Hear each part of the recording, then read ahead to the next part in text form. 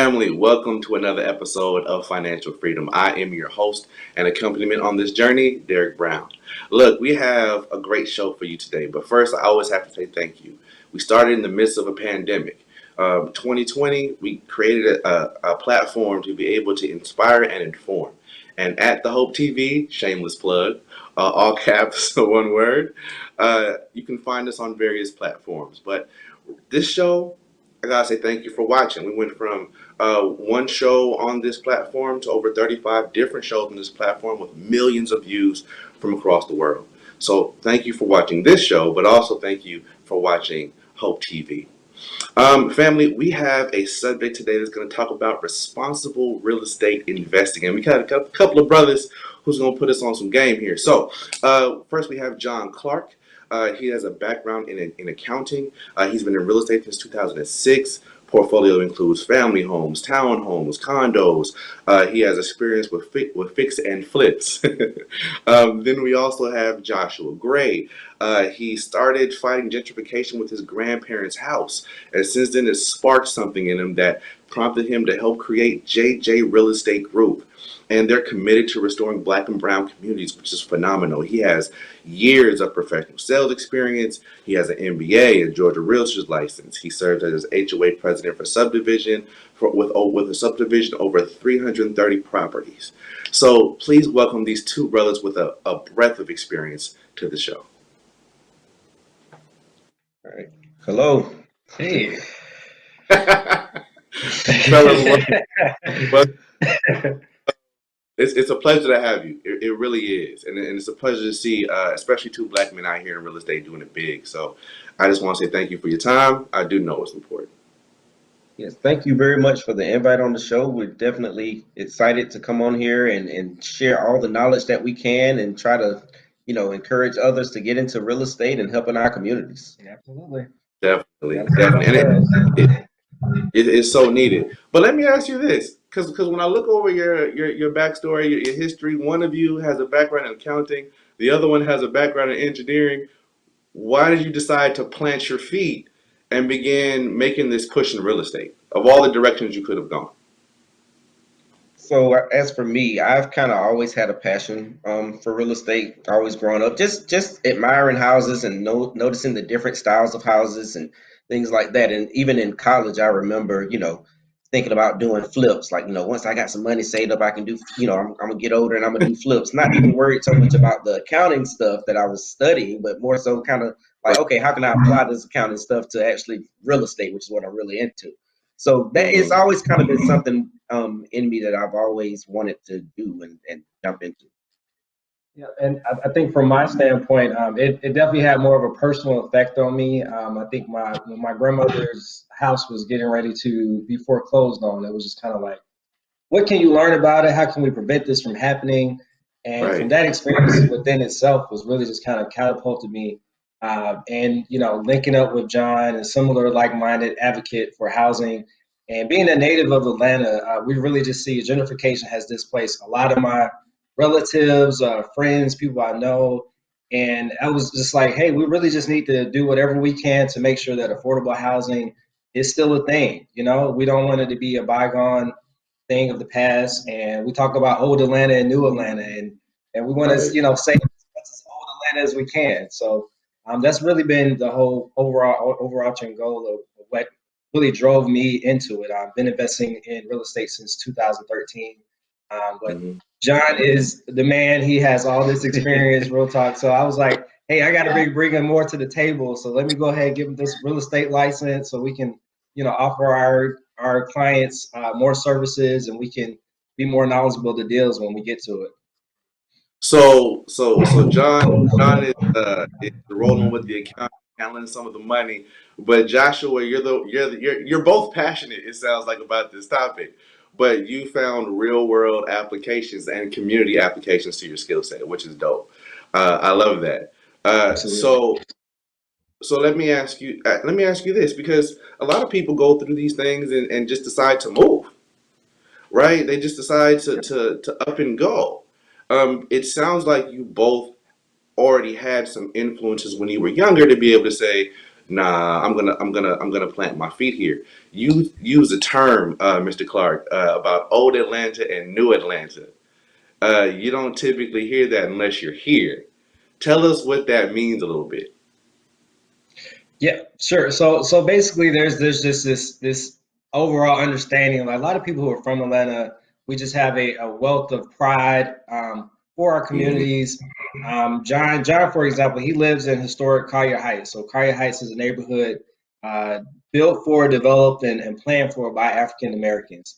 And Wow. we have so much rich history in Atlanta. Being the birthplace of the civil rights movement, that a lot of those people who remember those eras, you have relatives, grandparents who were active participants in that. So we want to make Right. sure we continue that trend on into this new Atlanta, what have you. So Atlanta right now is a very transient city.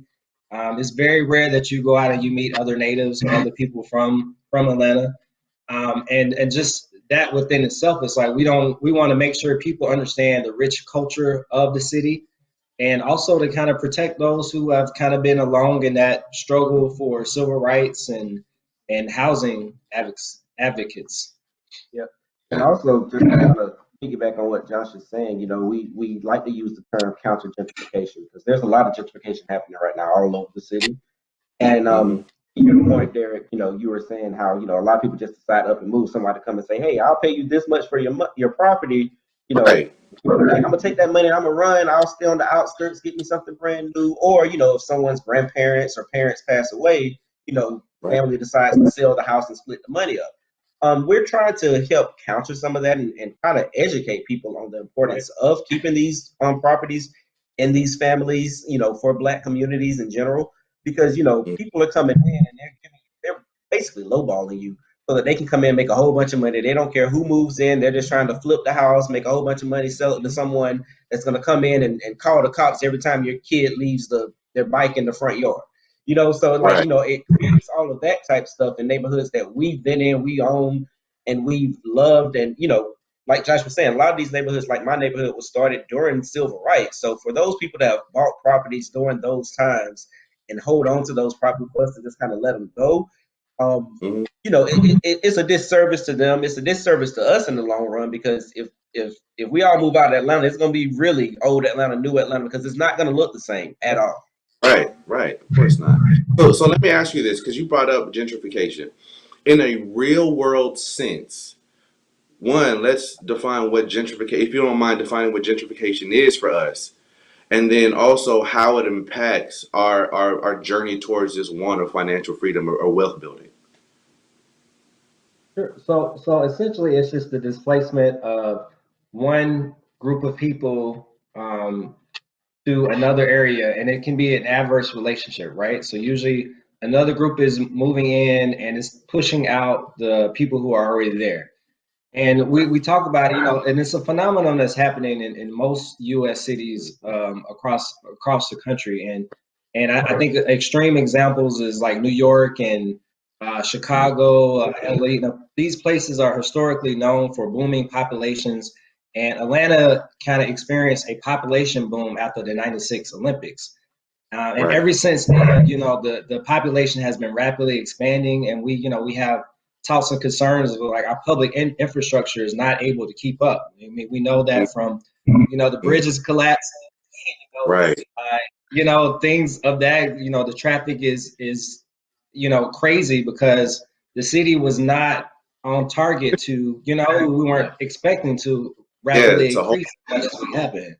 right. Right. So with that, that adverse relationship and how it impacts our community specifically, we just see a lot of the communities. Your taxes will increase, and Hmm. most times a lot of people's houses are paid off. We're talking about people, seniors who have been in their properties for years and they have reverse mortgages, Yeah. Fixed income, fixed fixed incomes. incomes, and like when someone comes in and your house is it's been worth around 100, $200,000, and then someone comes in and does this big huge flip next door, and the house is selling for $400,000, $500,000.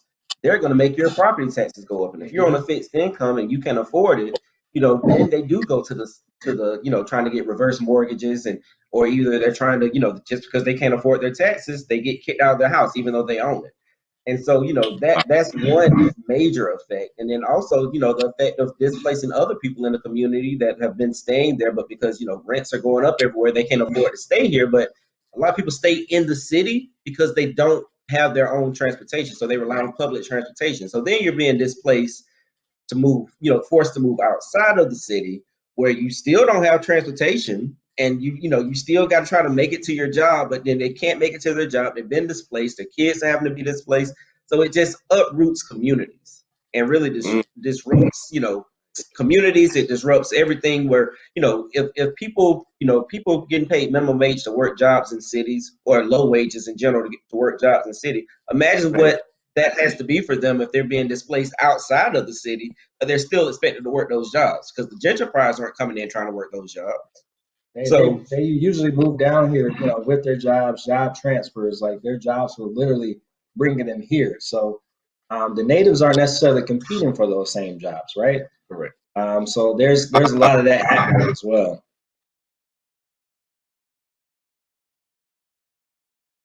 We're talking about purpose today and how to find it, how you get started in it. Whatever you do, if it doesn't make you happy, then don't do it. But if it really does not make you smile and give you joy in your heart, then find something else. The faith that I have, if it doesn't work out, I know because God gave it to me, some kind of ram gonna come from somewhere and help me figure it out, and it's all gonna come full circle.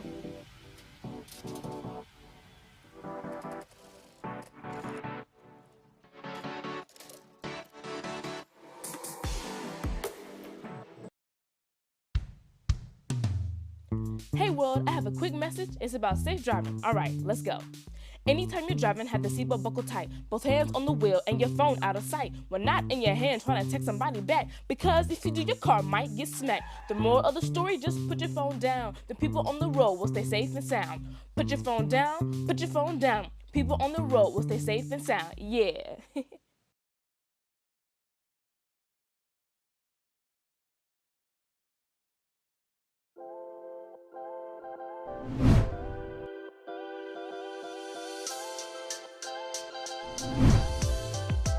My manager, he didn't know nobody. He just knocking on doors and made it work. So it was all about following my assignment. Looking on it now, because I understand what my assignment is, I was just following Christ as he led. You know what I'm saying? I always say you put Jesus Christ first, you'll never be last.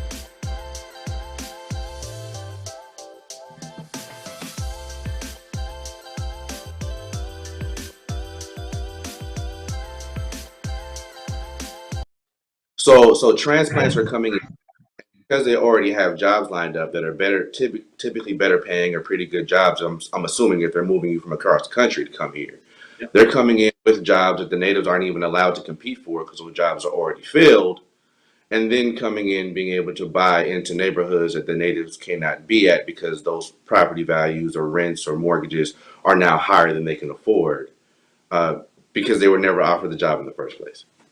Correct. Yep. But we definitely want to bring it back because while we say we counter gentrification, but one of our taglines is we want to improve underfunded areas. So we can bring money into these communities, but how do we find a way to keep the people who are already there? How do we find a way to mesh them into this new reality of community, this community fabric? A lot of like the senior citizens, for example, they're a lot of the backbones of these communities. They're very active in neighborhood planning unit meetings. They are the ones who are organizing community events, the community cleanups. They're the ones that we see actively walking throughout the community. People around our age, not to dig at us, but we're busy. We're very active in our careers. Let's be real. Right. Let's be real, right? Yeah. Right. Mm-hmm. So just imagine, we have an influx of a whole bunch of kind of young people living in one neighborhood, and we're just, career driven, oriented. A lot of that gets lost in translation. So you have to have that balance between, those different generations, but we have to find ways that we can all live in the same communities. Right, right. But let me ask, right? Because one argument that I came across in looking about investigating about this interview was how are you able to do that, right? How are you able to invest in these communities and provide affordable housing without centralizing poverty? Because part of the issue is we need to be able to keep a certain level of, whether it be subsidies or whether it be different incomes or so on and so forth. But is there a worry that if you're creating these affordable housing units and they're good and they're clean and they're safe, that you're centralizing poverty in the sense that it's eventually is going to go downhill? No, I love that question. That's yeah, a that's a great question. I love But that. no, so like with a lot of the things, a lot of the things that we are doing is like we're not just trying to, provide affordable housing for people, for them to stay in there forever. We're trying to provide affordable housing and also educate people so that, yes, you can stay in this affordable housing for this period of time and this, that, and other. But our hope is that you will get yourself stable enough to where you have your credit and stuff, in a decent place, and then you also have some savings to where you can buy your own house. It's all about the financial freedom to get to the point to where you can buy your own and be self-sufficient, to where you're not Mm, relying on someone else to pay part of your rent, and that you can, and from that kind of builds community in itself because it gives your kids a stable place to stay. You're also, you're showing your kids that you can do it so they can do it when they get older, and it kind of is the starting point to changing a lot of people's mindsets on how they view home ownership, how they view mm, stability, how they view being self-sufficient. It's kind of like that starting point, having a stable home and a clean mm. home, whether you start out on a housing program and migrate up to having your own house. Like all of that kind of it starts on a path. Right. Got you. So let Pathways to home ownership. Go ahead. No, I'm sorry, I missed that. What'd you say? And I said pathways to home ownership. That's basically what we want to allow, or at least that was part of our mission. We want to give them the tools and resources. Hey, here's how you do it, and we don't want people to essentially stay in those same positions, right? Because usually all people need is a chance, right? Once they Mm, have that access to those jobs, those in-town jobs that they desperately need, they're able to work out, and be a really one and an age out the program. And we do have a relationship with the Atlanta Housing Authority, for example. And right. and with that, the Atlanta Housing Authority I think it's over 20 waiting lists, right? These waiting Mm, lists are locked up. You can't even get on them, okay? wow. And once you get like they get an alert that housing becomes available, they have to move on those within Certain amount of a time. certain They get amount a of certain time. amount of time where they lose out on their voucher.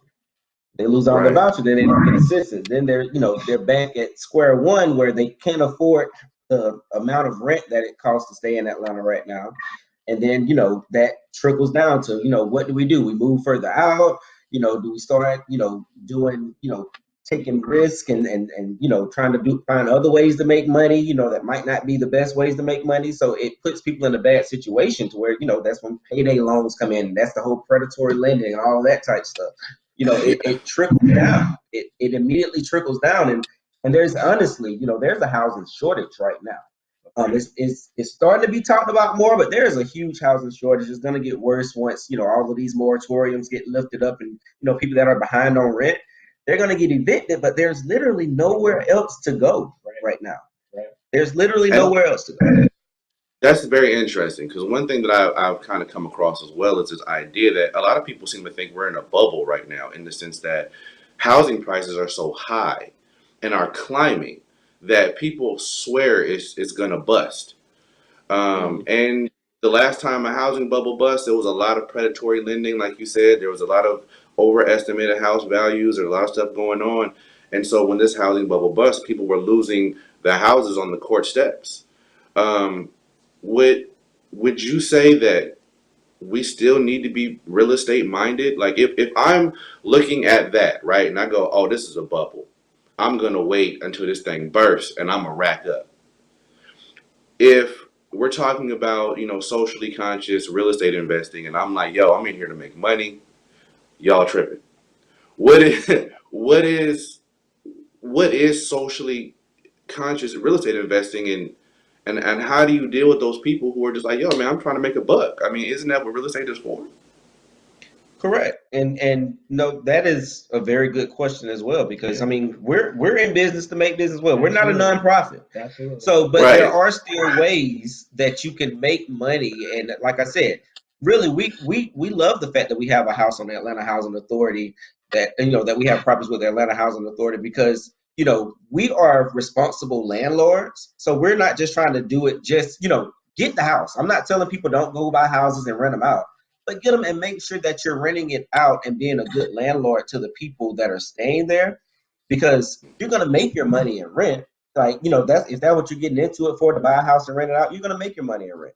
You know, if you're getting a house to, you know, flip it and this, that, and the other, then you start looking at other ways, you know, that most people think that's so much more profitable, and it can be, but it's also so much more harder when it comes to talking about flipping houses. Whereas, you know, if I buy a house and I rent it out, I'm collecting rent on it, making that money on it, but I'm also maintaining that house and maintaining the value of that house, so that later on, if I want to sell it later on down the road, it's really about the long game, not about the short term. Hey, let me make some quick money. Like, that's where I think people kind of get a little mixed up when it comes to real estate, trying to make quick, fast money, which in some cases you can do that. But if you're trying to be socially responsible and trying to actually build a legacy for yourself, there's nothing wrong with having a bunch of rental properties that are bringing you income in every month, and you're still keeping that value of the house. So whereas when you get older, if you got, you know, 10, 12 houses, you get older into retirement, you need some money, you know, outside of what's coming in from your retirement check or Social Security. If you need some money to do something, sell a house at that point then. You know what I mean? Like, Well, you have, oh, go ahead. you bring up a very good point. So what does it mean then for me to be a socially aware investor? I think you all have a project coming up. What does it mean for me to say, okay, I see these two brothers doing great things for the community. They're trying to create affordable housing. They're trying to make sure that our people retain some of the houses that have been passed down generationally. Um, when they come to you and they say, hey, I'm interested, but what does it really mean to be both? You know, what does it mean when y'all say, "Hey, we're socially responsible"? Is it just being a good landlord? Is it? I'm guessing now, right? Is it where we pick the houses? It's Is it who we choose to help? Is it all of that? Because it sounds so interconnected when y'all talk about it. It's just such a huge webbing. So honestly, it goes back down to real estate is predominantly the ways most people can attribute or grow their wealth, right? Okay. Black ownership is key. Black and brown marginalized communities. So the more properties that are black owned, and that's kind of another one of our things, right? We're buying these properties, and we're the overall goal is to be able to have enough properties available. So yeah, we want to be able to get as many people off these waiting lists as we can, right? There also another strategy is house hacking, right? We even talked about this amongst, you know, hey, we get other people to do this as well.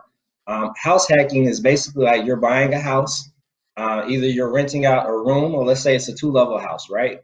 You have an Right. upstairs and a basement. You live Right. in one part and you're renting out the other part.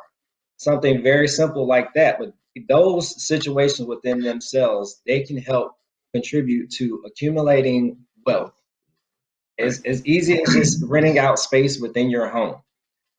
We know there has been a run on the market with short-term rental properties, and what's happening with those is you have a lot of out-of-state investors who are coming in, and that's what they're doing. So they're buying these properties as well, and Okay.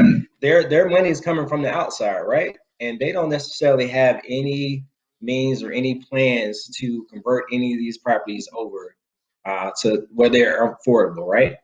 So our take on that is we want to make sure that no matter what we do, we do buy and hold strategy. So you talked about our upcoming project. We recently purchased another property over in the East Point area. So we specialize in properties in Southwest Atlanta, and now we're going over to the East Point area. But our overall goal is to be able to take these properties, buy and hold them. We hold them, and we also are in the short-term rental market as well. We have the relationship with the Atlanta Housing Authority.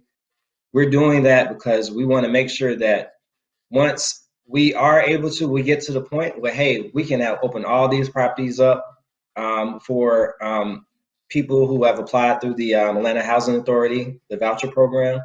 We want to make it a way that we have properties available. We also want to leverage the properties that we're accumulating now.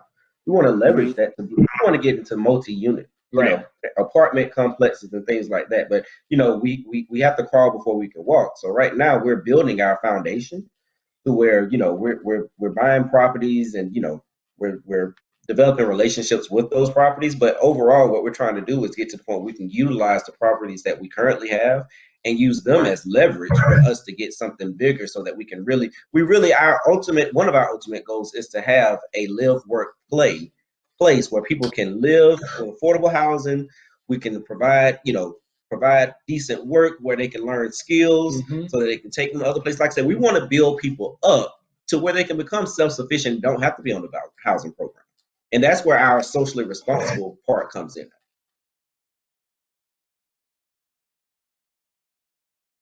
COVID-19 has taken things to another level in terms of health, wellness, nutrition, and we, especially our community, we have to be even more on top of things now, because we are the ones living with chronic conditions. Now is the time to make some of those changes we've been talking about, and it's time to stop talking about it and be about it.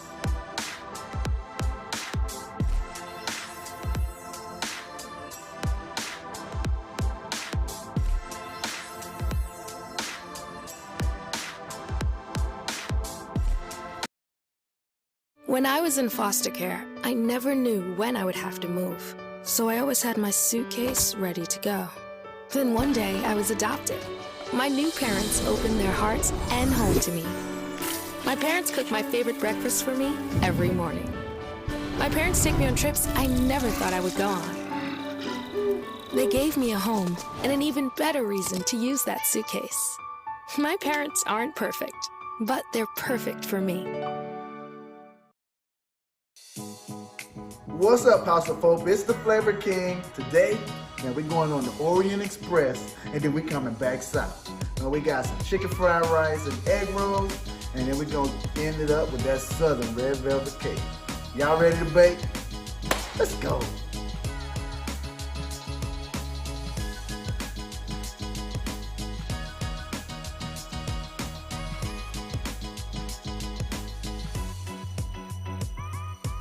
Like I'm from the West Coast, but when I go back to visit, you're seeing more and more of these areas where you barely have to go 2 miles to find everything in that certain area. Maybe a 12-mile radius, it's all there. So that's very pivotal as well. So if I hear you correctly, part of the social responsibility is making sure that you're creating properties that allow people the option of creating wealth by making them affordable to get in, but also keeping resources around that area that allow them to build themselves up. And then whenever they choose to go, if they should do so, they have that option. Is that right? Yeah, absolutely. You got it. You got it. Definitely. One thing that I've learned on this show, actually, on this show, Financial Freedom, is that there are often moving parts that we don't see that are just as needed as the parts we do see.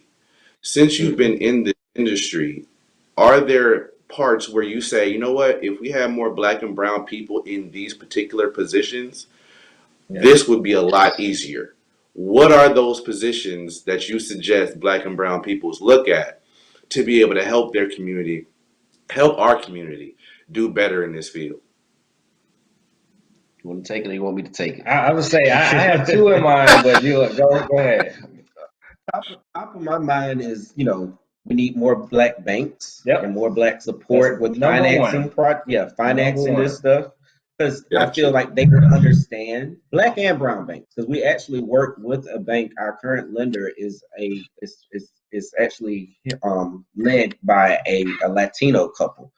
But yeah, so like Black and brown banks, because I think, talking to people that understand what's happening in these neighborhoods and why it's important to invest in it and why it's not just about profits, but it's about community.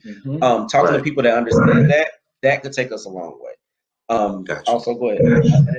So that was definitely my number one, because we definitely need black people, black and brown people in those positions, but also contractors. Don't be afraid to go to trade school, people. Like, when I tell you all, we employ so many different types of contractors for plumbing, electricians. And so our goal when we were building our network is to, how many people can we realistically employ who look like us? And we do run into roadblocks. I'm not going to say we discriminate. We judge people off the quality of their work, right? But it would be so nice if it was more options within that space, right? And I think we're from a mindset. Well, it might be changing now, where college is the only option. You got to go to college. Don't be afraid to go get these trade schools. I'm telling you, if I had a plumbing background, locksmithing, electrician, just a lot of able to hang drywall or patch roofs, and also if you're not hands-on, also becoming a general contractor. That's just GC. Project management. And so many people out here doing project management for corporations, but being a general contractor, you're really just piecing it all together and sending out other people to do the work for you. And I mean, going to trade school to get that general contractor license, that as well is something that's very important. Yes, you need to know about some of the stuff that's happening in the houses, but you don't have to know how to do it. You need to just know how to organize it. And keeping things organized, staying on budget, giving people that real customer experience, which is what a lot of people are doing in corporate America for a lot of corporations. You could use that and become a general contractor yourself, and it's just project management just for real estate, Yeah, I'm about to write that down. Oh, I ain't know. You said general contract. Yeah, I'm gonna have to general contractor. Look into it. Yeah, look into it. Yo, because one thing that I noticed, I was looking, and we only have a few minutes left, so I'm gonna wrap it up. But one thing I noticed is the lack of general stuff like handyman. Like it's hard to find a handyman nowadays. And then I had someone who let me know, hey, I found this guy who actually runs a school because he found that there were no handymen. And when I look back over it, like I have a couple of college degrees, but when it comes down to it, when you hold a trade, you always have work somewhere. And I think that's vastly underestimated. I think you're dead on with that now that you bring that up. If you're a barber, a plumber, electrician, HVAC tech. all those things, HVAC tech, roofing, a mason, you always can find or create work for yourself somewhere because you are your skill set. Yeah, that's really. I'm gonna check out general contracting. So let us know too. Look, I'm following you already. So look, before we go, tell us two things. One, your latest project you're working on that we can look into, and if anybody sees it, they can come find you if they want to invest. And two, where do we find you at? Okay, so currently, like Josh was saying earlier, we have a real estate project that we closed on last month, that we are actually in the process of getting up and running so that we can, we have a campaign to raise funds to get the rest of the money for the repairs that are needed for the property and things like that. And you can actually invest with us. You can check us out on our website at www.jjregroup.llc.com. And we have, information there if you want to ask us questions. We have a form if you want to inquire about anything, to reach out to us. We'll definitely answer any questions and let you know about our current investing project that we have, because we invest, give you a guaranteed interest rate of return, set the parameters on, the principal amount and also with the terms of it. And, you can invest with us. Yeah, and I was just saying, even on our website, we have all our social media links on there as well. We do have a YouTube channel, and we did our very first project, which is on the Atlanta Housing Authority. We actually did a whole HGTV type thing where we showed everybody, the different phases that we went through from getting the house from where it was. We completely renovated it to what it is now. So definitely check that out. Yo, man, I love it. I love it. Yo, fellas, thank you so much for your time. I know time is valuable. You could have been anywhere, and you chose to give me a little bit of your time. So thank you so much. Also, thank you for that side hustle I did. Me and a couple of my teammates are like, yeah, thanks, Jay. Thanks, I appreciate Yeah. that. So thank you so much for coming on the show. And we just appreciate you being here. All right. Thank you as well.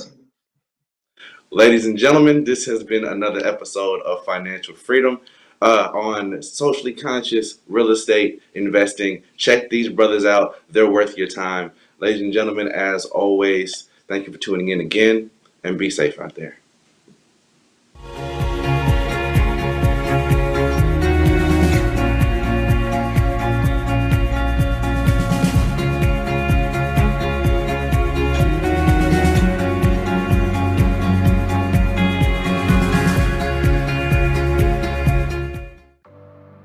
We've been through quite an ordeal over the past 16 months with the pandemic, but there seems to be some light at the end of the tunnel. People of color have been at the forefront of developing the vaccine, and we should try to educate as much as possible our African American and brown communities to get out and get the vaccine.